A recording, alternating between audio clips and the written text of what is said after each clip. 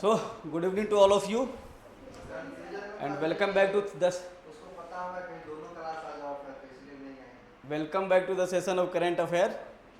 And in this session we will discuss some of the articles of the Hindu newspaper that are very essential for our UPSC CSA examinations and other PCS examinations.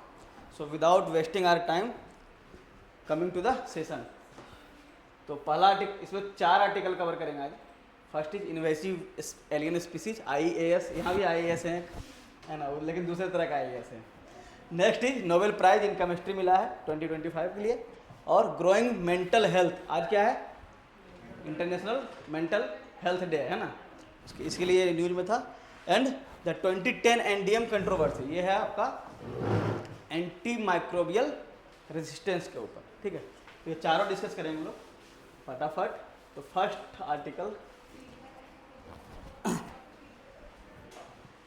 Article क्या है, invasive species के बारे में. Invasive species क्या है, हम लोग सब देखे हैं आस पड़ोस में, तालाब में देखते हो इस तरह का प्लैंकटन को देखा होगा.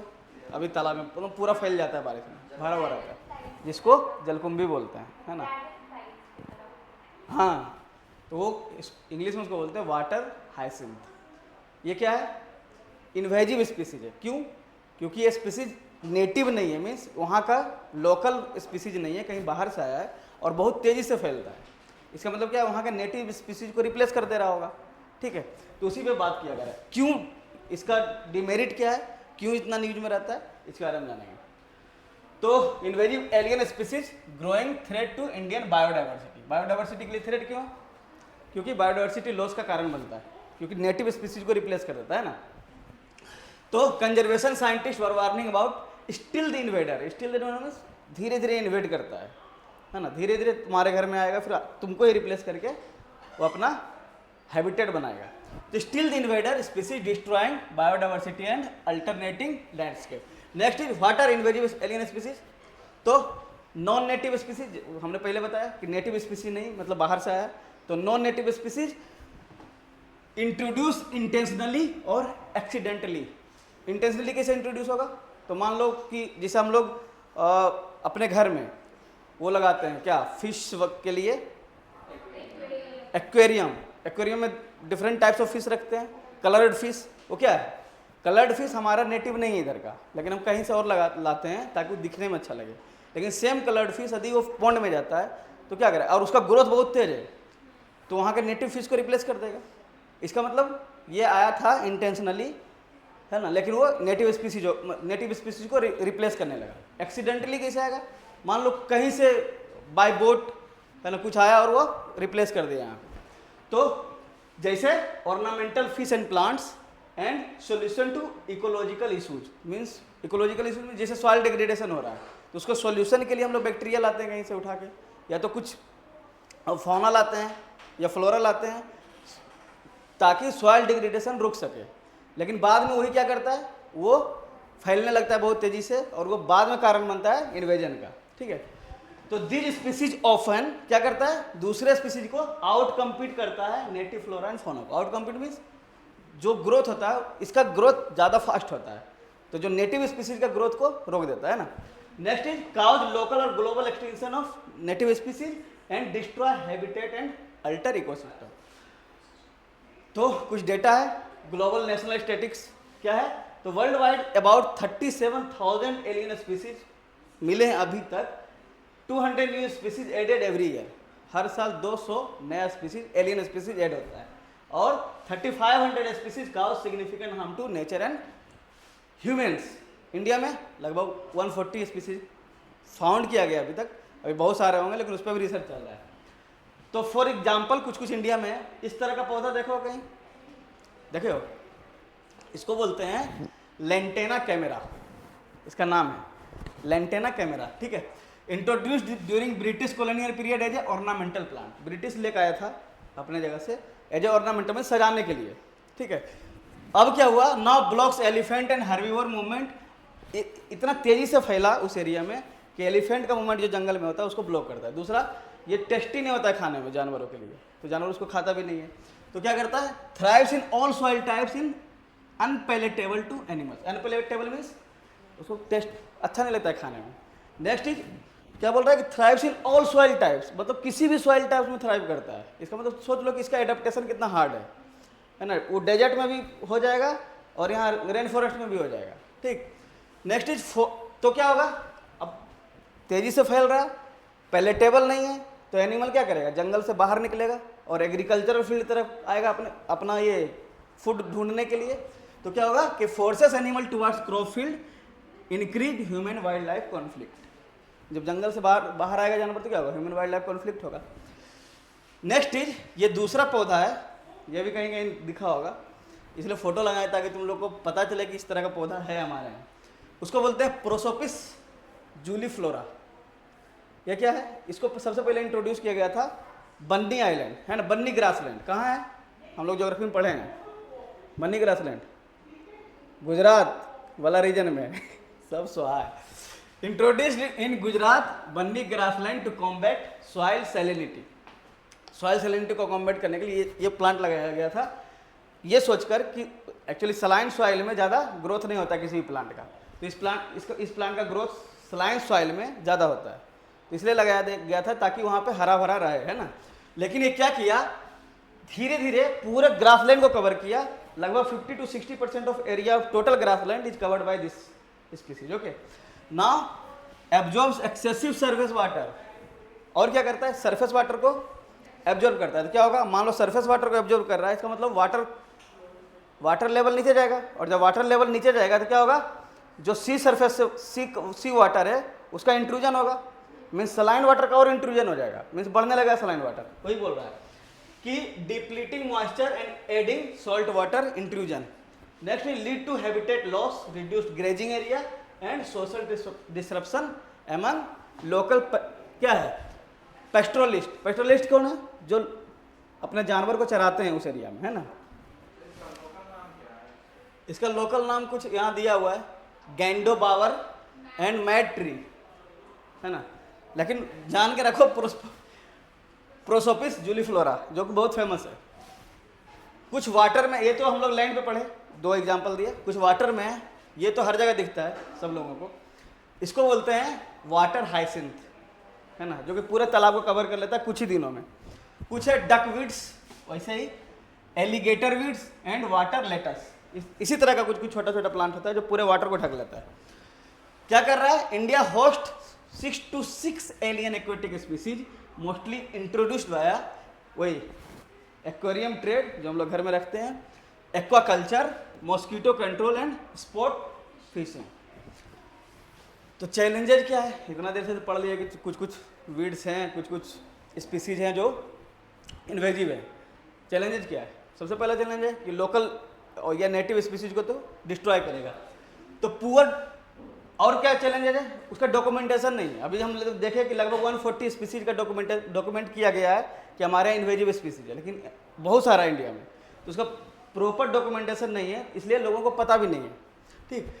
तो most invasive except parthenium, lantana, prosopis, जो हम लोग पढ़ चुके हैं, lack detail data on invasion history, कितना इन्वेजन कर चुका है, कितना स्प्रेड हो रहा है और इकोलॉजिकल इम्पैक्ट उसका क्या है, इसके बारे में कोई डेटा नहीं है। रिसर्च भी लिमिटेड है, किसमें, fresh water invasion biology in India is still developing and is insufficient studies on species distribution, interaction with native species, है ना, ये सब अभी सब पे रिसर्च चल रहा है। इम्पैक्ट क्या करेगा, तो स्पीसीज लेवल पे नेटिव स्पीसीज को रिप्लेस करेगा, तो ये बोल रहा है कि affect survival and reproduction of native species, population level को रिड्यूस करेगा, जेनेटिक डाइवर्सिटी को कम करेगा, है ना, और कम्युनिटी लेवल पे altars species composition and ecosystem functioning, इसको भी अल्टर करेगा। इकोसिस्टम सोच रहे हो, नीचे से ऊपर की ओर आ रहा है, सबसे पहले स्पीसीज लेवल पे आया, फिर पॉपुलेशन लेवल पे आया, फिर इकोसिस्टम लेवल पे आ रहा है। इकोसिस्टम लेवल पे क्या करेगा, चेंजेस सॉइल, वाटर प्रॉपर्टी, उस एरिया का एनवायरनमेंट सब कुछ चेंज करेगा। एंड ब्लॉक सनलाइट पेनिट्रेशन, ज़्यादा खाना हो गया, जैसे वो पेड़ था, है ना, जो श्रब था, वो क्या होगा, सनलाइट पेनिट्रेशन को भी कम करेगा। डिस्टर्ब्स फूड वेव्स, कैसे, तो अभी हम लोग देखें कि एलिफेंट को और अदर एनिमल्स को जो जंगल से वो बाहर आ रहे हैं, मीन्स फूड वेव को डिस्टर्ब कर रहा है, ठीक। Nutrient cycling and energy flow and can transform entire ecosystem. Conservation dilemma क्या है? अब समझ में नहीं आ रहा है कि सबसे पहले इन्वेजिव स्पीसीज का रिसर्च करें, ये पता करें या डॉक्यूमेंटेशन करें कि कितना इन्वेजिव स्पीसीज है इंडिया में, या पहले उसको कंट्रोल करें उसको फैलने से। तो बोल आलोक बैंग हैं अजीम जी प्रेम जी यूनिवर्सिटी के प्रोफेसर, उनका मानना है कि किसी भी डॉक्यूमेंटेशन, मतलब हम डॉक्यूमेंटेशन के लिए वेट नहीं कर सकते हैं, है ना, क्योंकि इन्वेजिव स्पीसीज बहुत तेजी से फैल रहा है। तो उनका मानना है कि waiting for full documentation is impractical, too time consuming and resource heavy. तो उनका सजेशन क्या है? Better approach is conduct impact studies. सीधा इम्पैक्ट स्टडीज पे आइए कि उसका इम्पैक्ट क्या है। Develop conservation plan and use existing international knowledge. जो भी ऑलरेडी रिसर्च हो चुका है इंटरनेशनल लेवल पे, उसी को यूज कीजिए और पैरेलली डॉक्यूमेंटेशन भी करते रहिए। सजेस्टेड एक्शन क्या है? तो क्या है? डेवलप कीजिए। क्या? Develop standardized quantitative method. किस लिए? तो सबसे पहले मैप कीजिए, एक्यूमुलेट कीजिए डाटा को और डॉक्यूमेंट कीजिए। Identify high impact species and region. किस किस रीजन में कैसा कैसा स्पीसीज है और उस स्पीसीज का इम्पैक्ट कितना है। यदि ज़्यादा हाई इम्पैक्ट है तो उसको सबसे पहले ख़त्म कीजिए, है ना। Prioritize management based on species impact affected hotspot. Hotspot means वही किस रीजन में सबसे ज़्यादा उसका इम्पैक्ट हो रहा है। एंड की पाथवेजिंग ऑफ इन्वेजन। पाथवे क्या है इन्वेजन का, उसको भी देखना है, मीन्स किधर से मूव कर रहा है वो species. Encourage cross disciplinary collaboration among scientist, policy maker, सबको इन्वॉल्व कीजिए ताकि इस पर कंट्रोल हो सके। And promote citizen science initiative, means citizen को भी अवेयर कीजिए स्पीसीज के बारे में, ठीक है। Create public awareness and engagement. तो एक आर्टिकल कंप्लीट हुआ है। अब now there is a question for you. Question solve कीजिए। I am waiting for your answer.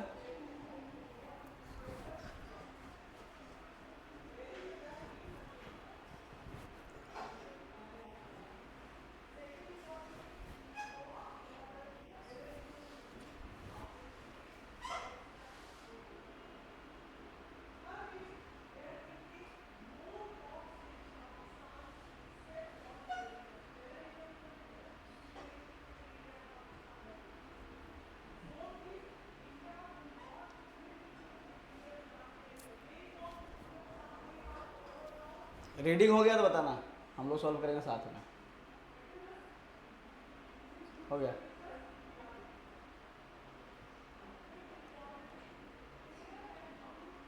हो गया। चलो सबसे पहले ऑप्शन नंबर 4 पे आते हैं, ठीक है। क्या बोल रहा है? India is comprehensive documentation on the invasion history. ऐसा है? नहीं है, डॉक्यूमेंटेशन की कमी है। अभी जो प्रोफेसर बोला कि डॉक्यूमेंटेशन के वेट नहीं कर सकते हैं, तो ऑप्शन 4 बिकम्स रॉन्ग। तो जैसे ही 4 रॉन्ग हुआ तो पहले ऑप्शन को हटाओ, तो सी और डी तो ऐसे ही खत्म हो गया। एग्जाम में भी ऐसे सॉल्व करना है, ठीक है, इसलिए हम प्रैक्टिस कराते हैं यहाँ पे। तो 1 और 3 दोनों में है, मीन्स 1 और 3 तो करेक्ट है, उसको पढ़ने की भी जरूरत नहीं है, उसको पढ़ेंगे ही नहीं, सीधा 2 पे आएंगे। तो prosopis juliflora introduced to combat soil salinity has led to habitat loss and reduce grazing area in the Banni grassland. सही है ना। तो जब 2 सही हो गया इसका मतलब 1, 2, 3 इज करेक्ट, ठीक। चलिए next article is related to the Nobel prize in chemistry. किनको किनको मिला है? 3 लोगों को। क्या नाम है? Susumu Kitagawa, Richard Robson and Omar Yaghi. इन तीनों को मिला। किस लिए मिला है?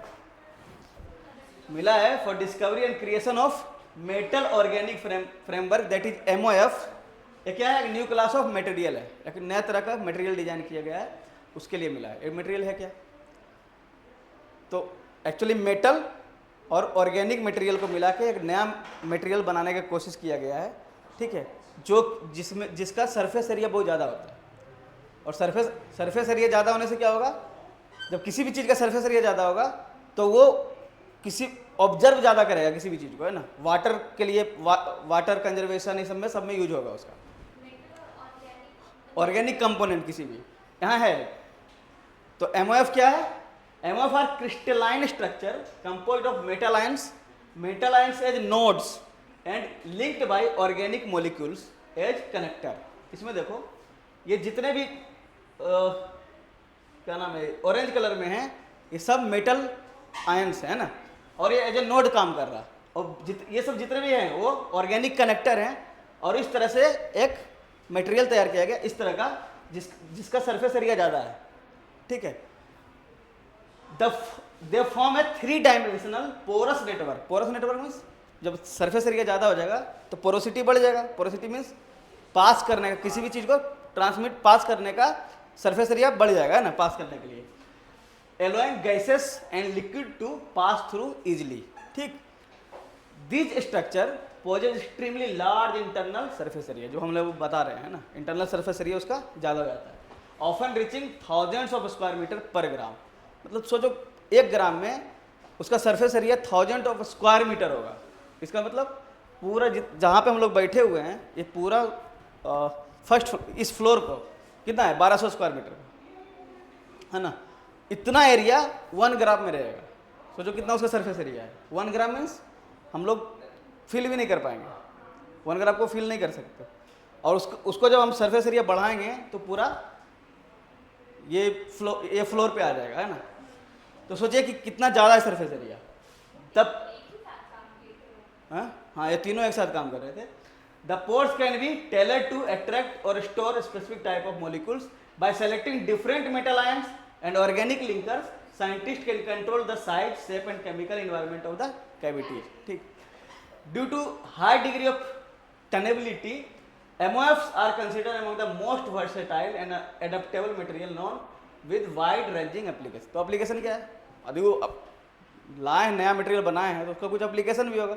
एप्लीकेशन देखते हैं। तो सबसे पहले वाटर हार्वेस्टिंग, सरफेस एरिया ज़्यादा है ना, और पोरोसिटी ज़्यादा है, इसका मतलब वाटर आसानी से पार होगा। तो बोल रहा है MF can extract moisture from dry air. यदि हम ड्राई एयर में इस मटेरियल को रख देंगे तो क्या होगा, एयर जब पास करेगा तो मॉइस्चर धीरे धीरे जमा होगा उसमें।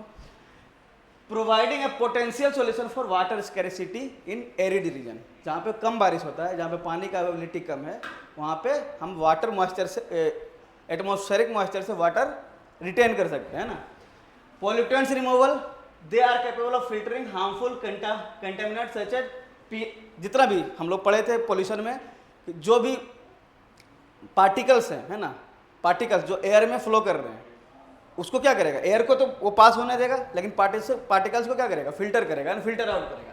From water helping to tackle environment pollution, water से भी सेम है ना, पार्टिकल को ये सेग्रीगेट कर सकता है। कार्बन कैप्चर क्या करेगा, तो एमोफोज efficiently traps carbon dioxide, contributing to effort aimed at mitigating climate change। और हाइड्रोजन स्टोरेज के लिए क्या होगा, their highly porous structure enable the safe and efficient storage of hydrogen. अभी इशू क्या है, हम लोग बहुत दिन से न्यूज में सुनते हैं कि हाइड्रोजन बसेस लाने की कोशिश कर रही है, मीन्स हाइड्रोजन व्हीकल लाने की कोशिश कर रही है गवर्नमेंट हर जगह। कुछ दिन पहले जर्मनी ने ट्रायल भी किया था हाइड्रोजन ट्रेन को, ठीक है।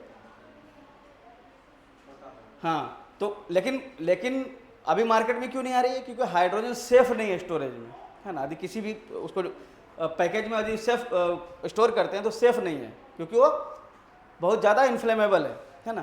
तो ये बोल रहा है कि उसका हाइड्रोजन स्टोरेज में हेल्प कर सकता है। Now it is your turn.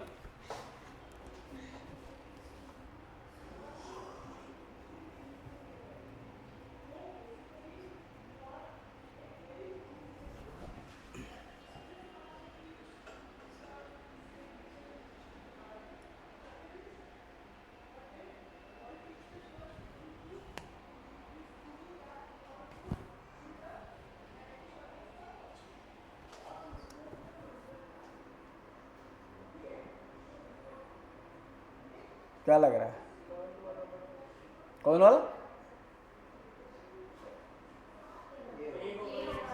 कौन है बोल रहा है? अच्छा, सब लोग एक है तो 3 पे आते हैं, मतलब 1 2 तो सबको समझ में आ रहा है, सही है। तीसरा पे आते हैं। MOFs have application in water harvesting, हम लोग पढ़े हैं।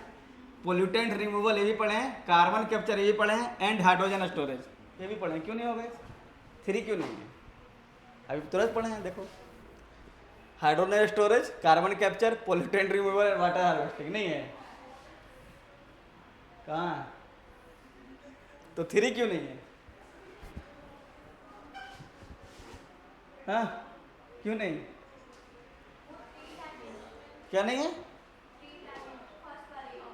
फर्स्ट में क्या है? MOFs are crystalline structure composed of metal ions linked by organic molecules forming a 3 dimensional porous. सही है। अभी ड्राइंग में भी तो देखें हम लोग, ये क्या है? 3 डायमेंशनल है। 3 डायमेंशनल नहीं है। अब बताओ क्या होगा आंसर? डी, डी, बी, अच्छा डी। चलो आते हैं नेक्स्ट आर्टिकल पे। तो next article is related to mental health crisis India. एक दिन और हम मेंटल हेल्थ क्राइसिस पे लिए हुए हैं सेशन करंट अफेयर में, इसलिए बोलते हैं करंट अफेयर करने का है, बार बार रिवाइज होता है। तो कुछ कुछ एग्जाम्पल दिया है अभी क्या क्या इशू हुआ है रिसेंट टाइम में मेंटल हेल्थ को लेकर, उसके बाद वो डिटेल में गया है। और दोनों आर्टिकल, ये एडिटोरियल में और उससे पहले दोनों आर्टिकल रिलेटेड टू, आज पूरा एडिटोरियल मेंटल हेल्थ पे भरा हुआ था द हिंदू न्यूज़पेपर का। तो सबसे पहले क्या बोल रहा है? शाहजहांपुर यूपी में a young couple took their life after poisoning their infant citing debt. कहने मतलब कि उसको डेट क्राइसिस से जूझ रहा था, है ना, उसके ऊपर लोन थे और उसने अपना अपना तो जान लिया ही लिया, बच्चे को भी। In Kota Rajasthan India coaching hub किस लिए फेमस है? IIT JEE प्रिपरेशन के लिए, है ना। Numerous student suicide were reported and common theme क्या है? These incidents often seen as isolated point to widespread mental health emergency. कहने मतलब इस तरह से जितना भी सुसाइडल केस चल रहा है ये क्या है? मेंटल डिस्ट्रेस है लोगों में, इसके कारण सुसाइड हो रहे हैं। और वो मेंटल डिस्ट्रेस यदि सब बहुत लोगों में बढ़ रहा है, इसका मतलब क्या है? मेंटल हेल्थ इमरजेंसी का सिचुएशन इंडिया में आ चुका है, जिसको अभी भी गवर्नमेंट सीरियसली नहीं ले रही है, या तो हमारी सोसाइटी सीरियसली नहीं लेती है।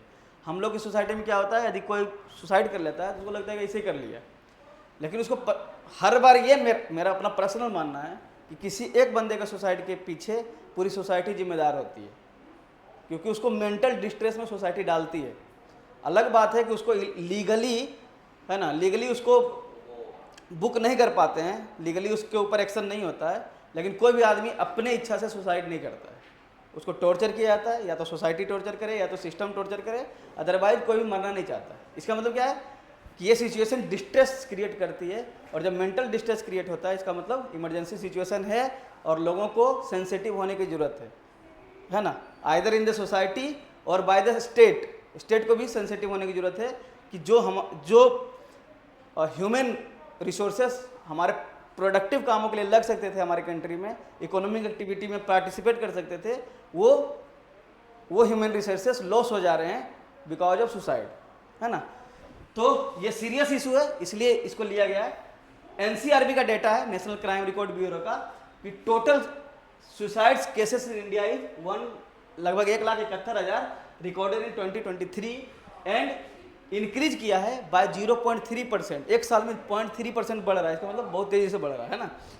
और बोला रेट ऐसे सुसाइड रेट डिक्लाइन हुआ है, लेकिन सुसाइड रेट डिक्लाइन होने का मतलब क्या है? पॉपुलेशन के कंपैरिजन में सुसाइड कम हुआ है, इसका मतलब पॉपुलेशन बहुत तेजी से बढ़ रहा है। उस तेजी से, जितना तेजी से पॉपुलेशन बढ़ रहा है उतना तेजी से सुसाइड शायद नहीं बढ़ रहा है, लेकिन फिर भी सुसाइड तो बढ़ ही रहा है। हाई सुसाइड रेट रीजन क्या है? तो अंडमान निकोबार आइलैंड, सिक्किम एंड केरला, ये सब रीजन जो है ज़्यादा सुसाइड रेट रीजन है। स्टेट विद मोस्ट सुसाइड्स जैसे महाराष्ट्र, तमिलनाडु, कर्नाटक, ये सब हम लोग देखते हैं हर साल न्यूज में सुनते हैं कि महाराष्ट्र के किसान ने सुसाइड कर लिया, है ना, हर बार न्यूज में रहता है। Madhya Pradesh, Karnataka and West Bengal accounting for over 40% of all cases. जितना भी इंडिया में केसेस हो रहे हैं सुसाइड का, उसका 40% केसेस इन सारे स्टेट से है। हाँ बोल तो रहे हैं, जैसे महाराष्ट्र के किसान इसलिए सुसाइड करते हैं कि सब वहाँ ड्रॉट वाला, फिर हम लोग ज्योग्राफी में पढ़े थे, मराठवाड़ा रीजन क्या ड्रॉट प्रोन रीजन है, और ड्रॉट प्रोन रीजन से होने से क्या कारण है, वहाँ ऐसे वहाँ के लोग किसान जो है खेती करते हैं कॉटन का, और जब ड्रॉट होता है, जिस साल बारिश नहीं होती है तो कॉटन फेल हो जाता है, और कॉटन की खेती फेल होता है। सारे कॉटन की खेती वहाँ के किसान लोग लोन पे लेके करते हैं, क्योंकि कैश क्रॉप है वो, हम लोग पढ़े हैं ज्योग्राफी। जब तो वही हम बोल रहे हैं, गवर्नमेंट क्या कर सकता है? गवर्नमेंट फैसिलिटेट कर सकता है इरिगेशन को, इरिगेशन चैनल को वहाँ तक पहुँचा सकते हैं, इरिगेशन कैनाल को वहाँ तक पहुँचा सकते हैं। अभी तक इतने सालों में हमारा बहुत सारा एरिया अभी भी इरिगेशन का फैसिलिटी नहीं है, तो गवर्नमेंट क्या कर रही है? इरिगेशन फैसिलिटी देना चाहिए। ये तो छोटा सा डिमांड है किसान का, बहुत बड़ा डिमांड नहीं है, है ना। तो अर्बन वर्सेस रूरल बोल रहा है कि सुसाइड केसेस जो है अर्बन एरिया में ज़्यादा हैं in comparison to the rural area. क्यों? अर्बन एरिया में डिस्ट्रेस बढ़ते जा रहे हैं, है ना। अब क्यों जो भी स्टूडेंट्स हैं या तो जो भी पेरेंट्स हैं उनका स्ट्रेस अर्बन एरिया में ज़्यादा होता है। Next is gender disparity. तो बोल रहा है कि मेन ज़्यादा सुसाइड करते हैं, है ना, with respect to the women. क्यों? क्योंकि मेन पे बर्डन ज़्यादा होता है, पूरा फैमिली का बर्डन होता है, लोन का बर्डन होता है, बहुत सारा बर्डन होता है। लीडिंग कॉज क्या है? तो सबसे पहले फैमिली प्रॉब्लम। अभी कल परसों न्यूज में आया, कल शायद न्यूज में था कि राजस्थान के हरियाणा के एडिशनल डीजीपी थे जो है जिन्होंने सुसाइड कर लिया। इसका मतलब क्या है? या तो सोसाइटल प्रेशर रहा होगा या तो फैमिली प्रेशर रहा होगा। अभी हम लोग कुछ नहीं कर सकते क्योंकि पुलिस जांच कर रही है, जो भी है ना। Illness, family pressure, illness, substance abuse. Substance abuse क्या होता है? Drug abuse. बहुत लोग ड्रग लेते हैं ना, अफीम, हेरोइन, गांजा, कोकेन, सब कुछ। And relationship, marriage related issue, relationship वाला इशू बहुत सारे को रहता है, लव इशू, है ना, लव ट्रायंगल, फलाना ढकाना, जो भी है। चलो next is farmer and home maker suicides. तो सबसे ज़्यादा सुसाइड फार्मर सुसाइड हुआ है इंडिया में इन 2023। लगभग 11,000 सुसाइड फार्मर्स का हुआ है, slightly lower than the previous. हाँ, ये 2023 का डेटा है, ठीक है। अभी एनसीआरबी का नया डेटा नहीं है, जो पुराना डेटा वहाँ से लिया गया। और हॉट स्पॉट स्टेट कौन सा है? मैंने पहले बताया Maharashtra and Karnataka drought prone region है, इसलिए यहाँ पे फार्मर सुसाइड ज़्यादा होता है। होम मेकर एंड मतलब क्या चाहते हो? Home makers and care givers. तो high rate of depression, marital distress and domestic violence, ये सब कारण है कहाँ? होम, ये फैमिली सुसाइड का, है ना। Largely under reported and invisible in official data. बहुत सारा सुसाइड होता है गांव में जो रिपोर्ट नहीं होता है, मतलब थाना तक पहुंचता ही नहीं है। और जब नहीं पहुंचता है तो वो डेटा क्या अलग करेगा? एनसीआरबी की रिपोर्ट में आएगा ही नहीं। The invisible crisis and turn to AI. अब बोल रहा है एआई, जब से एआई आया है, आर्टिफिशियल इंटेलिजेंस, लोग क्या किए हैं? मूव किए हैं सोसाइटल एक्टिविटी से एआई की तरफ। उससे क्या होगा कि लोग जो सोसाइटी में पहले इंडल्ज रहते थे, जिसके कारण उनका मेंटल स्ट्रेस कम होता था, अब वो इंडल्जेंस जो है वो घट गया है। मतलब बात नहीं करते हैं, अपने में मोबाइल में लगे रहते हैं। तो ये क्या है? क्या कह रहा है कि many Indians even without visual crisis face existential exhaustion and emotional numbers. क्यों? Increasingly people turn to AI chat platform for comfort rather than human contact. Comfort के लिए आए हैं, ह्यूमन कॉन्टेक्ट को कम ही कर दिए। क्यों? उसका कारण है कि बहुत लोग जो सोसाइटल प्रेशर झेलते हैं वो नहीं चाहते कि हम इंसानों से बात करें, क्योंकि कमेंट करते हैं उन पर लोग, है ना, जिनको पसंद नहीं आता है, तो सीधा साइलेंट हो जाते हैं, कट जाते हैं society. Reason, technology feel safer and non judgmental. Non judgmental means हम लोग के सोसाइटी में सभी लोगों को जज किया जाता है।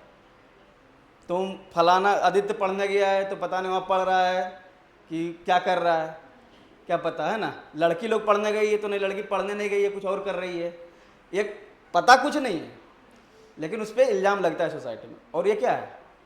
मतलब सोसाइटी के लोग जजमेंटल हैं, उनको हमारे बारे में कुछ भी पता नहीं हम क्या कर रहे हैं, लेकिन जजमेंट पास कर रहे हैं हम क्या कर रहे होंगे, है ना।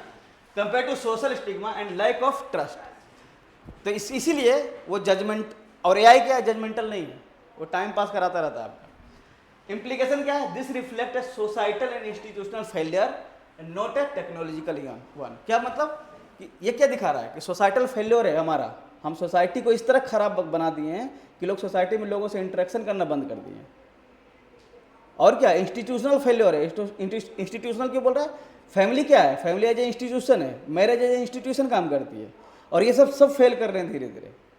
तभी लोग साइलेंट होता जा रहा है ना, तभी लोग डिस्कशन और डिबेट में पार्टिसिपेट नहीं करते हैं गांव में, या तो घरों में, या तो सोसाइटी में। ठीक, क्यों?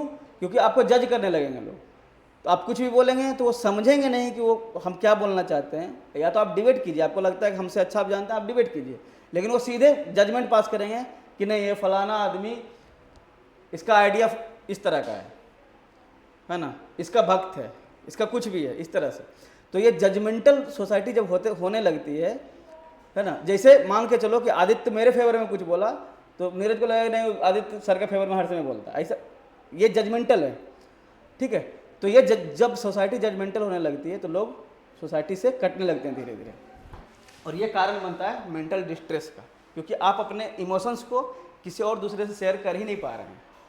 सोसाइटी क्यों थी? सोसाइटी बनी as a institution, family and society as a institution क्यों है?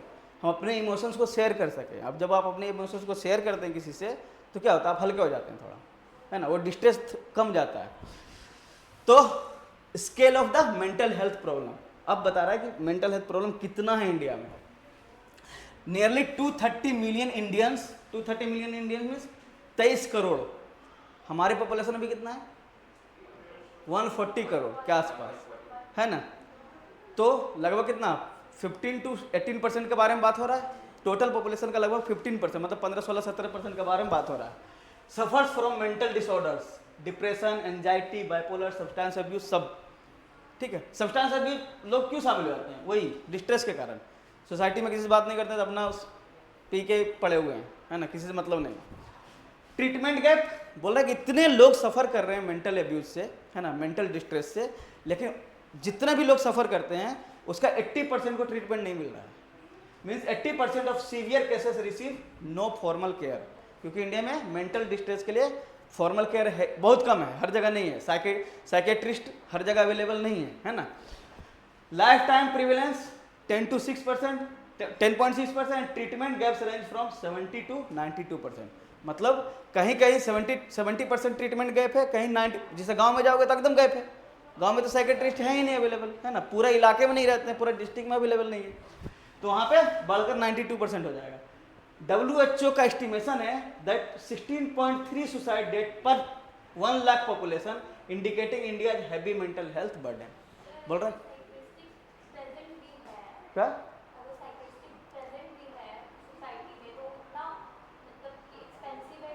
हाँ, ये भी कारण है। इसका मतलब क्या है कि गवर्नमेंट के थ्रू अपॉइंटेड साइकेट्रिस्ट नहीं है ना। गवर्नमेंट हॉस्पिटल में यदि होते, है ना, और चार्ज नहीं लगता तो शायद अब लोग पहुंचते।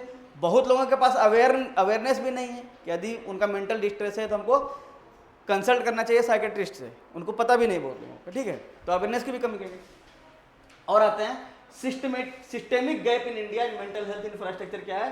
तो वर्कफोर्स शॉर्टेज, वही साइकेट्रिस्ट का अवेलेबिलिटी नहीं है इंडिया में। क्यों? बोल रहा है ओनली 0.75 साइकेट्रिस्ट पर 1 लाख पॉपुलेशन, हर 1 लाख पॉपुलेशन पर मात्र एक भी नहीं है। मतलब 1 लाख पॉपुलेशन पे, मतलब पूरे, हाँ समझ जाओ कि एक ब्लॉक में 1 लाख रहता भी नहीं पॉपुलेशन शायद, है ना। 2-3 ब्लॉक मिला दो तो शायद 1 लाख पॉपुलेशन होगा, वहाँ पे नहीं है अवेलेबल। और WHO का रिक्वायरमेंट क्या है कि मिनिमम 1.7 होना चाहिए, और आइडियल है 3, मतलब हर 1 लाख पॉपुलेशन पे कम से कम 3 साइकेट्रिस्ट होना चाहिए, ठीक है। Similar shortage in psychologist, psychiatric nurses and social worker, ये सब का तो बिल्कुल कमी है। वीक इंस्टीट्यूशनल फ्रेमवर्क, तो इंस्टीट्यूशन में भी, कॉलेज, स्कूल्स, यहाँ पे भी इस तरह का इंस्टीट्यूशन का अवेलेबिलिटी नहीं है। तो बोल रहा है counselling in school college often handle bye untrained teacher for large student groups. वो टीचर हैंडल कर रहे हैं मेंटल डिस्ट्रेस को जिनके पास ट्रेनिंग ही नहीं है इसका, है ना।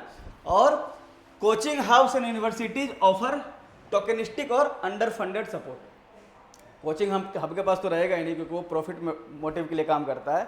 यूनिवर्सिटी के पास होना चाहिए, है ना, क्योंकि एक तो यूनिवर्सिटी में स्टूडेंट ज़्यादा होते हैं, लेकिन वहाँ पे क्या है, क्योंकि अंडर फंडेड है, मतलब पैसा नहीं मिल रहा है गवर्नमेंट की तरफ से, तो वहाँ साइकेट्रिस्ट अवेलेबल नहीं है। Legislation and policy, government of India का कुछ लेजिस्लेशन है मेंटल हेल्थ के बारे में, लेकिन वो प्रॉपर फंक्शन नहीं कर रही। क्या है? मेंटल हेल्थ केयर एक्ट 2017 में एक मेंटल हेल्थ केयर एक्ट आया था। वो बोल रहा था कि decriminalise suicide and guarantee right to mental health care. ये एक्ट बोला था कि मेंटल हेल्थ केयर एक गारंटी राइट रहेगा, लाइक ए फंडामेंटल राइट। और जो सुसाइड कर रहा है, अभी इंडिया में क्या है कि suicide is a criminal act. यदि आप अटेम्प्ट करते हैं सुसाइड का तो आप एक क्रिमिनल एक्टिविटी में पार्टिसिपेट कर रहे हैं ना, ये पता है। यदि आप बच गए तो तब भी पुलिस उठा के ले जाएगी, है ना। हम मर गए तो आपका बॉडी को ले जाएगा उठा के मतलब दोनों केस में उठा के ले जाएगा पुलिस, ठीक है। तो उसको डिक्रिमिनलाइज करने की कोशिश इस एक्ट में किया गया है। नेशनल सुसाइड प्रिवेंशन स्ट्रेटजी 2022 में आया और टारगेट था इसका कि टारगेटेड है 10% रिडक्शन इन सुसाइड डेथ, है ना, हर साल 10% सुसाइड डेथ को कम करना है, उसका टारगेट था। But suicide continue to rise showing policy implementation gap, जो भी पॉलिसी था उसका इंप्लीमेंटेशन सही से नहीं हो रहा। इनएक्टिव इनिशिएटिव्स, तो कुछ इनिशिएटिव था जैसे मनोदर्पण, स्कूल के बच्चे के लिए था, हर स्कूल में होना चाहिए था, उसके लिए था। School based mental health programme remains largely inactive, किसी स्कूल में नहीं मिलता है। खैर हम जहाँ स्कूल में पढ़े वहाँ तो कुछ था ही नहीं, ठीक है, अभी पता नहीं तुम लोग अच्छे स्कूल में पढ़े हो तो वहाँ था कि नहीं। And despite sanction 47 PG psychiatry department and 25 centre of excellence staffing and funding gaps persist, इतना सैंक्शन किया गया है लेकिन वहाँ पे भी स्टाफ अवेलेबल नहीं है। Around 270 crore of allocated mental health funds remain unspent, अभी तक खर्चा ही नहीं हुआ। एलोकेट किया गया इतना पैसा 270 करोड़, लेकिन उसका खर्चा नहीं हो रहा है। इसका मतलब क्या, पैसा पड़ा हुआ है।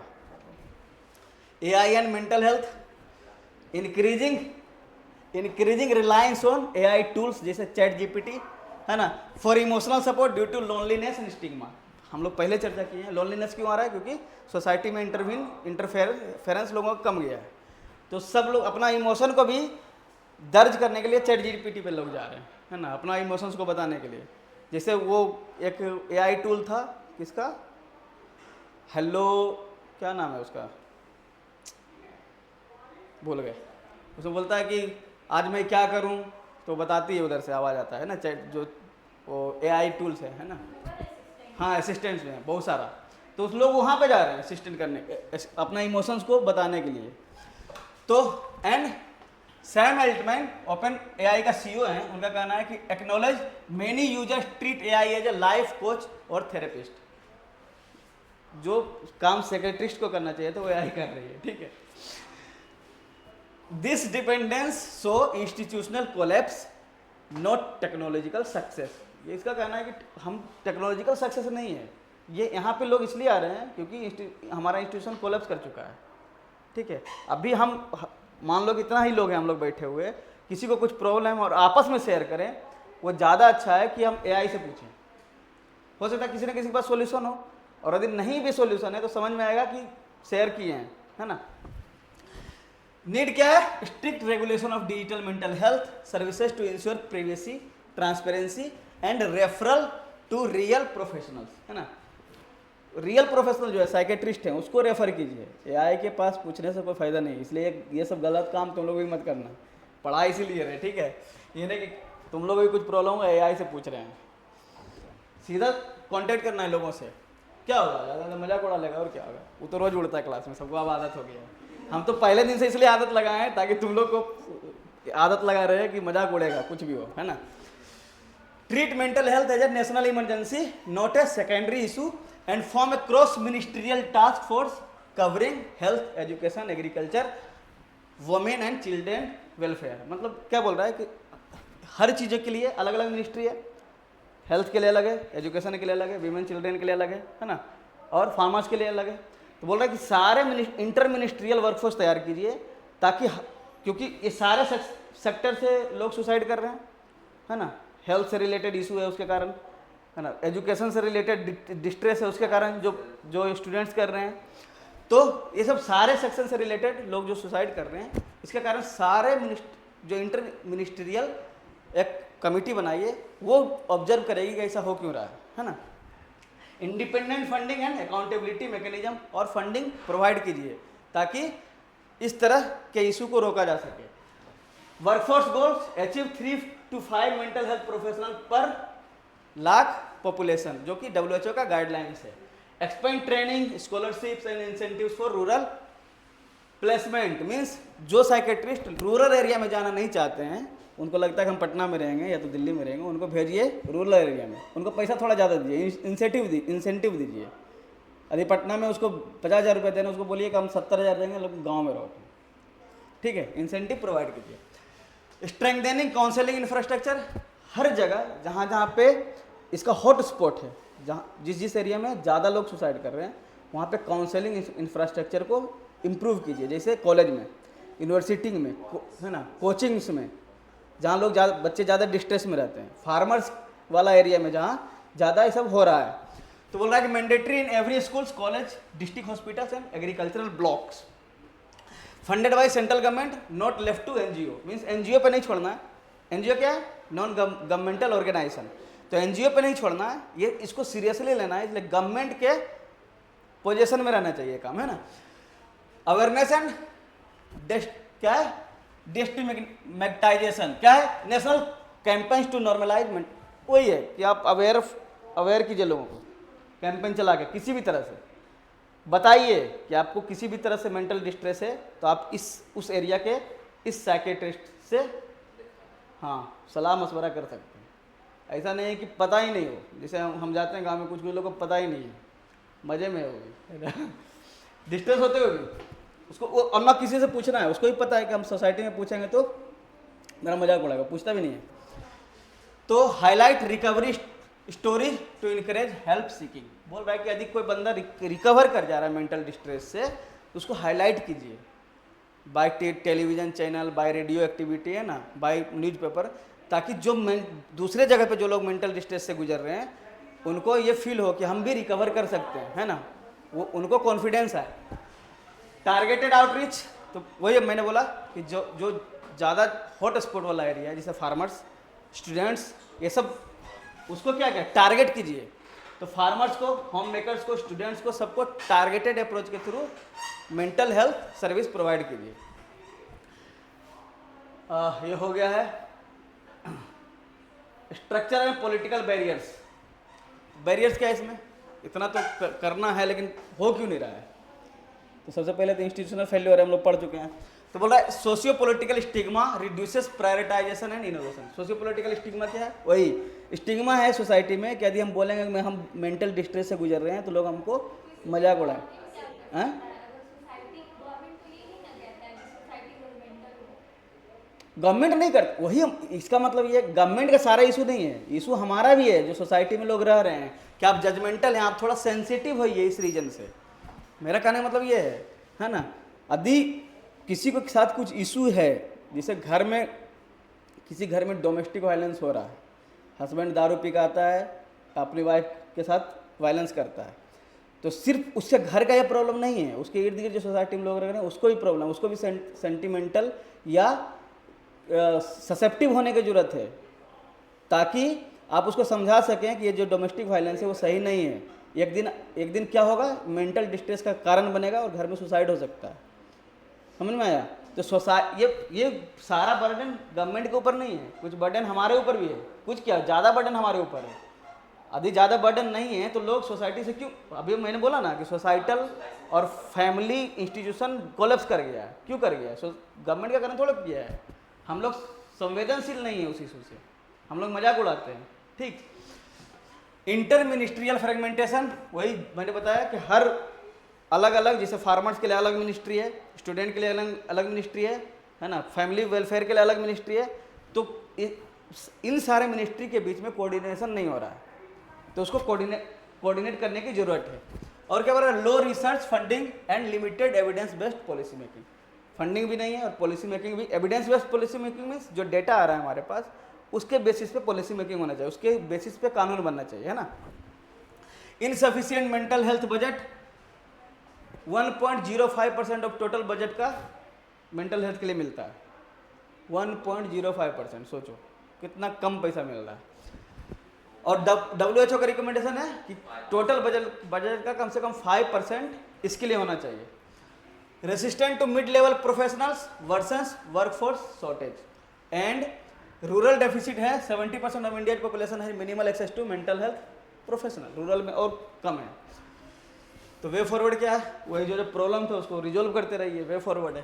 तो इंक्रीज मेंटल हेल्थ बजट, जो WHO रिकमेंड किया है कि 5% तक बजट में रखिए मेंटल हेल्थ के लिए। Recruit and trend mid level mental health professional, पहले रिक्रूट कीजिए, उसको ट्रेन कीजिए, रूरल एरिया में भेजिए। और integrate mental health into primary health care. Primary health care sector हम लोग देखते हैं गांव तरफ है ना, PSC रहता है, तो प्राइमरी हेल्थ सेंटर्स में भी मेंटल हेल्थ केयर प्रोफेशनल्स को बिठाइए वहाँ पे, है ना। And universal health insurance provide कीजिए, सारे लोगों को हेल्थ इंश्योरेंस मिलना चाहिए। गवर्नमेंट की तरफ से। जैसे अभी कुछ कुछ मिल रहा है तुम्हारा आयुष्मान कार्ड के थ्रू, है ना। हाँ, तो उसमें मेंटल हेल्थ है कि नहीं पता नहीं, लेकिन मिल रहा है। अपडेट नहीं है, मेंटल हेल्थ नहीं है। Update diagnostic guideline to align with WHO, जो WHO का गाइडलाइन है उसको अलाइन करने के लिए बात कर रहा है। स्टेप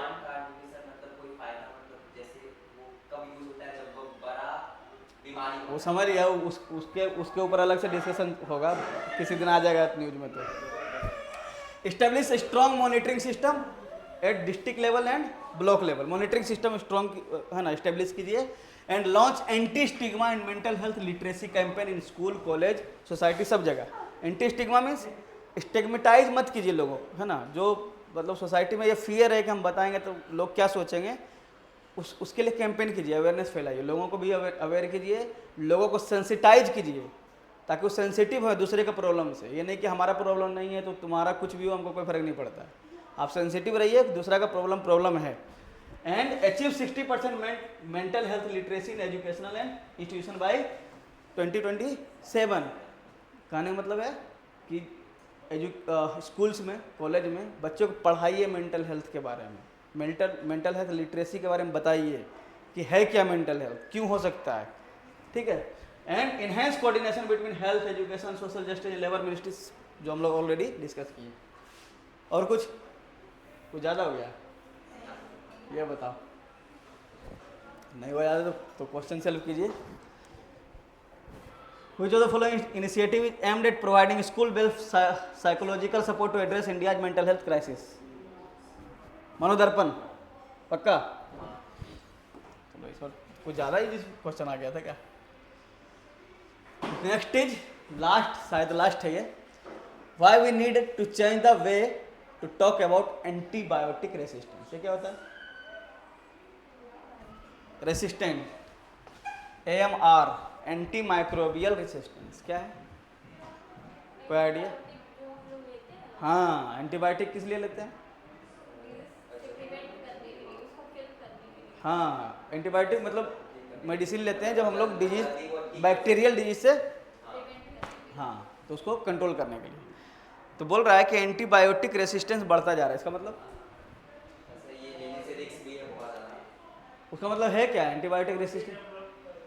हाँ, इसका मतलब ये है कि जो एंटीबायोटिक पहले, आज से 10 साल 20 साल पहले जितना इफेक्टिव थी, अब उतना इफेक्टिव नहीं है, क्योंकि बॉडी जो है एंटीबायोटिक से रेसिस्टेंट डेवलप कर रही है। बॉडी नहीं कर रही है, बैक्टीरिया डेवलप कर रही है, तो माइक्रोब्स डेवलप कर रही है। जो भी माइक्रोब है, या तो वायरस है, बैक्टीरिया है, किसी भी तरह का माइक्रोब्स जो हमारे शरीर में डिजीज पैदा करता है, वो सारे माइक्रोब्स दवा के अगेंस्ट में क्या कर रही है, रेसिस्टेंट डेवलप कर रही है। तो क्या होगा, जब रेसिस्टेंट डेवलप करेगी माइक्रोब्स, तो हम लोग जो भी दवा लेंगे उसका एफिकेसी घट जाएगा, है ना, असर घट जाएगा। तो उसके बारे में बात हो रहा। और यदि ये घटना स्टार्ट हो गया तो क्या होगा, ये मेडिकल प्रॉब्लम है एक तरह से, है ना, मेडिकल इमरजेंसी का सिचुएशन है। कि सोच लो कि सब में यदि सारे बैक्टीरिया और वायरस रेसिस्टेंट डेवलप कर ले तो फिर सारे दवा फेल, और जब सारे दवा फेल, इसका मतलब क्या है, डिजीज कंट्रोल से बाहर, है ना। आप एक बार रोगी हो गए तो आपका इलाज ही नहीं होगा फिर तो क्या है, मेडिकल इमरजेंसी है एक तरह से, उसके बारे में बात हो रहा है। तो कुछ रिपोर्ट था इन 2010 एनडीएम कंट्रोवर्सी आया था। एनडीएम क्या था हम लोग देखेंगे। तो 2010 में क्या हुआ था, a research paper in the Lancet infectious disease. Lancet क्या है, लैंसेट एक मेडिकल जर्नल है जो रिसर्च पेपर रिलीज करती है। तो बोल रहा है disease identified new enzymes that made bacteria resistant to almost all antibiotics including last resort drugs. Last resort drugs means वैसा ड्रग जो सबसे लास्ट में दिया था, मतलब सारा दवा काम करना बंद कर दे तब उसको दिया था, वहाँ तक रेसिस्टेंट डेवलप हो चुका है। उस कुछ नाम दिया था कुछ ड्रग का। तो this enzyme was named New Delhi metallo beta lactamase, उसको बोलते हैं एनडीएम, मतलब जो इंडिया में डेवलप किया गया था उसके अगेंस्ट में। The naming triggered political and national outreach in India, क्योंकि हाँ, तो वही इशू है अभी हम लोग, और उसके बारे में डिस्कस करेंगे। हाँ, तो इतना भी डरने की जरूरत नहीं है, अभी उतना नहीं हुआ है, लेकिन वो डेवलप हो रहा है धीरे धीरे। इंडियन गवर्नमेंट क्या बोला लैंसेट रिपोर्ट के बारे में? Indian government claimed it unfairly tarnish the countries image, क्योंकि इंडिया में वो डेवलप किया गया था, इसलिए इंडियन गवर्नमेंट सीधा इनकार कर दिया कि हमारा इमेज को खराब कर रहे हो तुम, है ना, लैंसेट रिपोर्ट को। लेकिन ब्रिटिश रिसर्चर जो थे, जो लैंसेट रिपोर्ट में रिसर्च किए थे, उनका कहना था, वो डिफेंड किए अपने रिसर्च को, और उन्होंने बोला कि name is the standard scientific practice. उन्होंने बोला कि ये स्टैंडर्ड साइंटिफिक प्रैक्टिस है जो हम लोग रिसर्च में किए वो सही है। This public outcry and scientific alarm led to initiative like Chennai declaration आया उसी AMR के अगेंस्ट में, and which aim to develop national strategy against AMR। AMR क्या है? Anti microbial resistance. अभी हम बैक्टीरिया के बारे में खाली पढ़ रहे थे, कौन सा था ये?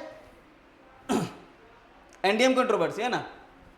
लेकिन AMR जितने भी माइक्रोब्स हैं इंक्लूडिंग बैक्टीरिया, है ना, वायरस, सारे, तो AMR क्या है? एंटी माइक्रोबियल रेसिस्टेंस में सारे माइक्रोब के बारे में बात कर रहा है। सारे माइक्रोब यदि रेसिस्टेंट डेवलप करते हैं उसके बारे में बात कर रहा है, मतलब वो सारे को एक साथ अटैच किया है। तो grim forecast about AMR global impact क्या है? तो about 10 million death annually by 2050। Lancet report का कहना है कि 2050 तक हर साल 10 लाख लोग मरेंगे AMR के कारण। समझ में आया?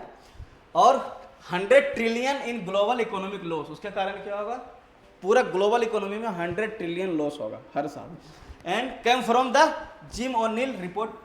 जिम ओनिल का रिपोर्ट था यूनाइटेड किंगडम में, उनका कहना था this projection successfully framed AMR as not just a health issue but an economic and political crisis. Global economic and political crisis लेकर आएगा। और ये अटेंशन ड्रीव किया G7 और G20 सारे प्लेटफॉर्म पे, सारे फोरम्स में। तो the human body is not purely human because हमारे बॉडी में ढेर सारा माइक्रोब्स भी हैं, ठीक है। तो ये बोल रहा है it is a super organism containing trillions of microbes, bacteria, virus, fungus, सब है हम लोग के बॉडी में। तो सिर्फ हम लोग का अपना बॉडी नहीं है, इतने सारे माइक्रोब्स का भी बॉडी है, ठीक। दिस माइक्रोबायम्स, कुछ माइक्रोब्स हमारे बॉडी में हेल्प करते हैं सस्टेन करने के लिए, कुछ माइक्रोब्स डिजीज पैदा करते हैं। तो हेल्प क्या करते हैं? Aids digestion, produces essential vitamins, trains and regulates the immune system, protect the skin barriers and even influences mood and cognition via brain gut communication, ठीक है। हम लोग का मूड स्विंग होता है कभी कभी, अभी बहुत खुश हैं, आधा घंटा बाद पता चलता है कि पता नहीं क्यों उदास हो गए, समझ में नहीं आता है। Antibiotics the life saving are not neutral agent. Antibiotic क्या है? वही लाइफ सेविंग ड्रग्स है। Even a single antibiotic dose can disturb the microbiome for month. मतलब एंटीबायोटिक जो डोज लेते हैं और हमारे अंदर में जो बायोम्स हैं, है ना, माइक्रोब्स हैं, उनके रेगुलेशन को डिस्टर्ब कर सकता है 1 मंथ तक। हम अपने को तो लगता है एक टाइम खा के खत्म हो गया, लेकिन वो डिस्टर्ब करता रहता है। In some cases the microbiomes never fully recover. कुछ ऐसा केस होता है जब माइक्रोबायोम्स खत्म ही हो जाता है, जो हमारे बॉडी के लिए हेल्पफुल है। तो इतना सारा बात हुआ माइक्रोबायोम्स के बारे में, तो पहले समझते हैं है क्या ये। तो AMR occurs when micro organism anti microbial resistance कब होता है? जब micro organism such as bacteria, virus, fungus, parasites, जितना भी है जो हमारे बॉडी में, develops resistance against anti microbial drugs. जो भी एंटी माइक्रोबियल वायरस, मतलब वायरल फीवर होता है तो एंटीवायरस खाते हैं हम लोग, बैक्टीरियल फीवर होता है तो है ना, एंटी बैक्टीरियल खाते हैं। तो जितना भी एंटी माइक्रोबियल ड्रग्स है उसके अगेंस्ट में यदि माइक्रोब्स रेसिस्टेंट डेवलप करता है तब वो सिचुएशन बोलते हैं AMR। Clear? This means standard treatment becomes less effective और इनइफेक्टिव। मतलब जो स्टैंडर्ड ट्रीटमेंट अभी तक दिया जा रहा है, जो भी एंटीबायोटिक सब कुछ दिया जा रहा है, वो इनइफेक्टिव हो जाता है। AMR is a partly a natural process, micro organism mutate over time. Same चीज़ है, हम लोग डार्विन का थ्योरी पढ़े थे। डार्विन का थ्योरी क्या था? डार्विन का theory survival of the fittest, यही बोला था डार्विन कि वही लोग सर्वाइव कर सकते हैं इस दुनिया में जो उस इन्वायरमेंट के लिए फिट हैं, एडप्ट कर सकते हैं। तो माइक्रोब्स भी अपने आप को एडप्ट करने की कोशिश कर रहा है, और जब एडप्टेशन उसका बढ़ रहा है तो धीरे धीरे स्ट्रॉन्ग हो रहा है, यहाँ तक कि ड्रग्स के अगेंस्ट में भी अपना एडप्टेशन आ रहा है उसका। तो जब ड्रग्स के अगेंस्ट में एडप्टेशन होगा तो और स्ट्रॉन्ग होकर बाहर आएगा वो। तो इसका मतलब क्या, उसको कंट्रोल करने के लिए हमको और स्ट्रॉन्ग ड्रग्स चाहिए, और ये चलता रहेगा, है ना। कभी ड्रग स्ट्रांग होगा, कभी माइक्रोब स्ट्रांग होगा। हाँ, तो डैमेज करेगा, तो सेम इसीलिए तो इशू है। तो बोल रहा है however misuse and over use of antibiotics accelerate this process. कहने मतलब माइक्रो रेसिस्टेंट तो डेवलप कर ही रहे हैं, लेकिन हम लोग मिसयूज, ड्रग का मिसयूज करते हैं। कभी कभी अपने ही जाते हैं दुकान पे खरीद लेते हैं, एंटीबायोटिक्स दीजिए, दे दिया, लेकिन हमें पता नहीं है कि उसका यूज करना भी है चाहिए या नहीं। वर्ल्ड WHO का बोल रहा है कि AMR as a major global health crisis potentially reversing decades of medical progress. कहने का मतलब है कि जो भी अभी 50-60 साल या 100 साल में जो डेवलपमेंट हुआ है मेडिकल साइंस में, क्यों हुआ है? क्योंकि हम लोग एंटीबायोटिक्स डेवलप कर, सबसे ज़्यादा फिनोमेना चेंजेज क्या आया है मेडिकल साइंस में? हम लोग एंटीबायोटिक डेवलप किए हैं। बोल रहा है कि जब एंटीबायोटिक्स और एंटी माइक्रोबियल ड्रग्स को दी रेसिस्टेंट डेवलप कर लेगा, है ना, माइक्रोब्स, तो फिर हम लोग पीछे चल जाएंगे, फिर से हम लोग को रिसर्च करना पड़ेगा। तो उसके बाद क्या होगा? उसका मानना है कि जब माइक्रोब्स रेसिस्टेंट डेवलप कर लेते हैं, तो माइक्रोब्स क्या है? बग्स है ना, बग्स है। और जब वो रेसिस्टेंट डेवलप करते हैं तो बन जाता है सुपर बग्स। ठीक है, सुपर बग्स ये है micro organism that develop strong resistant to multiple drugs are often called super bugs. Super bugs means अब सुपरमैन हो गया, अब तुम लड़ते रहो उससे। रीजन क्या है AMR का स्प्रेड होने का? तो सबसे पहले high prevalence of communicable disease. Communicable disease क्या है? एक दूसरे से फैलता है जो, है ना, उसको बोलते हैं कम्युनिकेबल डिजीज। तो जब प्रिवेलेंस ज़्यादा बढ़ रहा है कम्युनिकेबल डिजीज का, इसका मतलब ज़्यादा लोग यूज कर रहे हैं ड्रग्स को, और ज़्यादा लोग ड्रग्स को यूज कर रहे हैं तो ज़्यादा वायरसेस या ज़्यादा माइक्रोब्स जो है और उसके अगेंस्ट में एडेप्टेशन क्रिएट कर रहा है ना। तो बोल रहा है India faces a high burden of infectious disease like tuberculosis, diarrhoea, ये सब क्या इन्फेक्शियस डिजीज है। Frequent need for anti microbial treatment increases the chances of over use and miss use. Chances है ओवर यूज का, ज़्यादा use हो जाता है, और मिस यूज का भी। Overburden public health system, ज़्यादा public health system overburden है, मीन्स ज़्यादा पॉपुलेशन है, डॉक्टर्स कम है, तो डॉक्टर्स के ऊपर बर्डन ज़्यादा है, तो वो क्या करते हैं? अपना प्रिस्क्रिप्शन में कुछ भी जल्दी लिख के निकल जाते हैं। ठीक है, उसके कारण क्या होगा? हम लोग मिसयूज करेंगे ड्रग्स का या तो ओवर यूज करेंगे। तो ये बोल रहा है कि often prescribe broad spectrum antibiotics, मतलब सेलेक्टेड नहीं कर रहे हैं, जनरलिस्टिक वो प्रिस्क्रिप्शन लिख रहे हैं। ठीक है, poor infection control practice, infection के कारण भी माइक्रोब्स क्या रेसिस्टेंट पैदा कर रहे हैं, ज़्यादा इन्फेक्शन फैलेगा, इसका मतलब ज़्यादा माइक्रोब्स का अवेलेबिलिटी है। तो बोल रहा है इनएडिक्वेट hygiene and sanitation in hospitals, clinic, institution, जो भी जहाँ पे माइक्रोब ज़्यादा फैल रहा है वहाँ पे। Lack of adherence to standard infections prevention protocols increases hospital acquired infection. Injudicious use of antibiotics, judicious use मतलब सही तरीके से यूज करना, इनजुडिशियस मीन्स कैसे भी यूज कर लिया, है ना। तो उसके कारण क्या होगा? एंटीबायोटिक्स कैसे भी यूज कर रहे हो, इसका मतलब क्या है कि हम माइक्रोब्स को ऑफर कर रहे हैं कि आप रेसिस्टेंट डेवलप कीजिए। ठीक, तो ओवर प्रिस्क्रिप्शन, ज़्यादा प्रिस्क्राइब कर दिया किसी को, है ना, एंटीबायोटिक्स या एंटी माइक्रोबियल ड्रग्स को, खा लेता है ना, वो क्या है? एंटीबायोटिक्स है, लेकिन ज़रूरत नहीं है खाने का। ठीक है, इसका मतलब क्या है? तुम कॉल कर रहे हो, अपने बॉडी को डेवलप कर रहे हो, है ना, रेसिस्टेंट डेवलप करने के लिए कॉल कर रहे हो उसको। ड्यू टू पेशेंट डिमांड और lack of diagnostic tools and self medication and incomplete antibiotic course. यदि एंटीबायोटिक ले भी रहे हैं तो इनकम्प्लीट है, मान लो 2 दिन खाए, तीसरा दिन छोड़ दिए, होता है ना, कभी हम लोग का फीवर खत्म हो गया तो हम लोग खाना बंद कर दिया दवा, जबकि डॉक्टर प्रिस्क्राइब करता है कि 3 दिन खाइए लगातार या तो 4 दिन खाइए, पूरा कोर्स खत्म कीजिए। लेकिन जैसे खत्म होता है हम लोग दवा रख देते हैं, अगले बार फ्यूचर जनरेशन के लिए सेव करके रखते हैं ना। तो ईजी एक्सेस टू एंटीबायोटिक्स, और क्या है, एक्सेस बहुत ईजी है, हर दुकान में मिल जाता है, ईजी एक्सेस है तो कोई भी तुरंत खरीद लेता है ना। तो over the counter sale of antibiotics without prescription is common, मतलब डॉक्टर प्रिस्क्राइब भी नहीं किया तब भी दुकान में मिल जाता है। लैक ऑफ अवेयरनेस, पब्लिक को अवेयरनेस भी नहीं है कि हम एंटीबायोटिक खा रहे हैं, उसका क्या आफ्टर इफेक्ट होगा, किसी को मालूम नहीं। तो misconception such as using antibiotics for viral infection like cold और फ्लू वर्सन द प्रॉब्लम, कुछ ऐसा भी मिसकंसेप्शन है। लिमिटेड सर्वेलेंस मैकेनिज्म, गवर्नमेंट का सर्वेलेंस भी सही नहीं है, कहाँ पे एंटीबायोटिक देना है, कहाँ नहीं देना है, आप मिस यूज या ओवर यूज क्यों कर रहे हैं, है ना।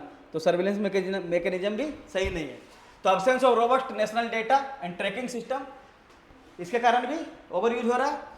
Lack of integration between human health and environmental data, इसका मतलब क्या है कि एनिमल्स को भी हम लोग एंटीबायोटिक्स दे रहे हैं, एंटी माइक्रोबियल ड्रग्स दे रहे हैं, फिर उसी को हम लोग खा रहे हैं, जो लोग नॉनवेज खाता है उसके लिए बात कर रहे हैं, है ना, उसको खा रहे हैं। इसका मतलब क्या है, वहाँ से ट्रांसफर हो रहा है हमारे बॉडी में भी, और वहाँ जो एंटी माइक्रोब्स थे वहाँ रेसिस्टेंट डेवलप किए हैं, फिर हमारे बॉडी में डेवलप कर रहे हैं।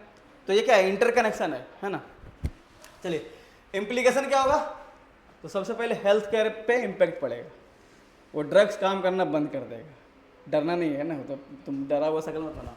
Health care impact, previously effective antibiotics become ineffective हो जाएगा अगेंस्ट बैक्टीरियल इन्फेक्शंस, ठीक। And common infection such as pneumonia, urinary tract infection and skin infection become difficult to treat, ठीक। और क्या होगा, इंक्रीज हेल्थ केयर कॉस्ट भी बढ़ेगा। अब 2 रुपया का एंटीबायोटिक मिल रहा था, पैरासीटामोल कितना मिल रहा था, 5 रुपया का 5, हाँ जो भी है पैरासीटामोल, तो जो भी अभी सस्ते मिल रहा था, लेकिन अब उसका वो इफेक्टिव नहीं है, एफिकेसी कम गया है न, और हाँ तो अब मान लो उसको नहीं खरीदेगा, अब दूसरा दवा खरीदेगा जो ज़्यादा महंगा है ना, तो क्या होगा, हमारा हेल्थ केयर कॉस्ट क्या है, बढ़ गया, इंक्रीज कर गया।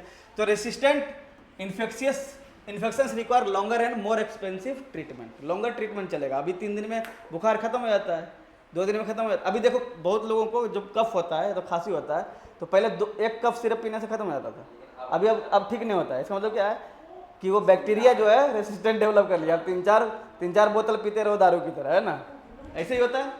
पियो और सो जाओ, नींद आ जाएगा, तो महीना भर सोए रहो, यही हुआ ना, सुबह शाम पियो और सोए रहो।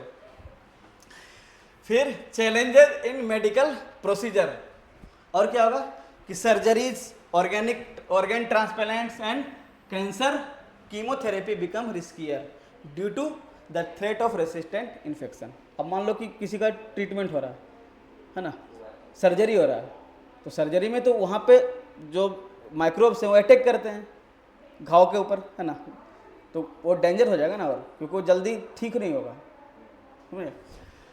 और लिमिटेशन इन ट्रीटमेंट ऑप्शंस, अभी बहुत सारा ऑप्शन जो है वो लिमिटेड हो जाएगा कि आपको एंटी माइक्रोबियल ड्रग्स नहीं दे सकते हैं, पता चलेगा कि कुछ चीज़ और नहीं कर सकते हैं आपके साथ। जैसे किसी को यदि शुगर रिलेटेड डिजीज होता है ना, उसमें क्या करता है, उसका सर्जरी करना मुश्किल हो जाता है, अभी डॉक्टर को सर्जरी बहुत रेयर होता है उसका, तो इसका मतलब क्या है कि कंट्रोल नहीं होता। इसका मतलब क्या है कि वो लिमिटेड ऑप्शन बचता है डॉक्टर के पास। तो सेम जब माइक्रोब्स यदि रेसिस्टेंस बढ़ जाएगा तो लिमिटेड ऑप्शन बचेगा डॉक्टर के पास।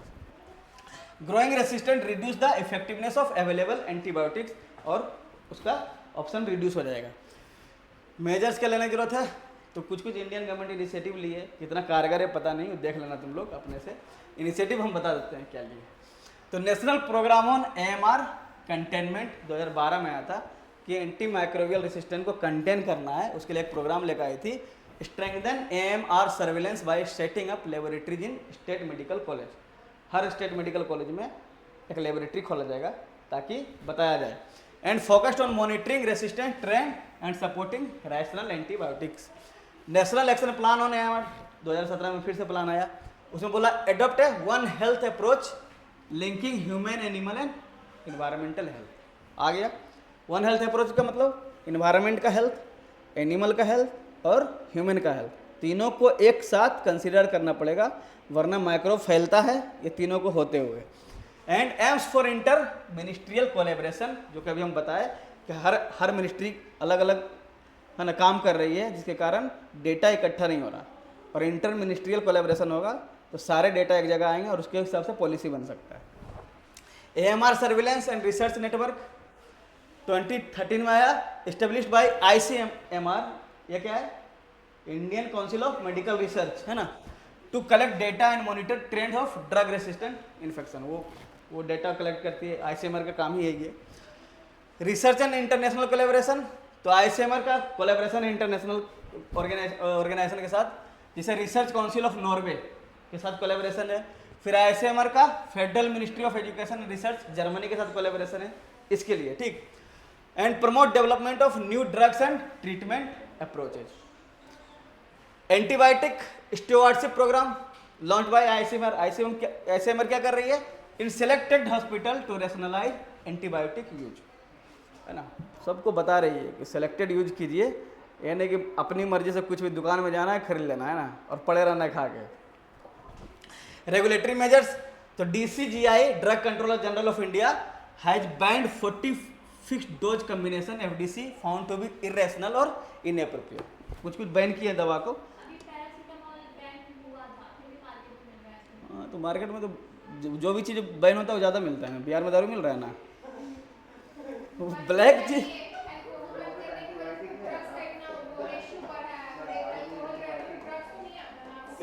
हाँ क्या?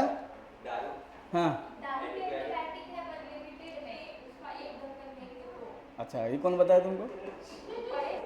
पढ़े है तो ये सब हम नहीं पढ़े हैं, तुम कहाँ से पढ़े? चलो ठीक है। हाँ क्या हुआ?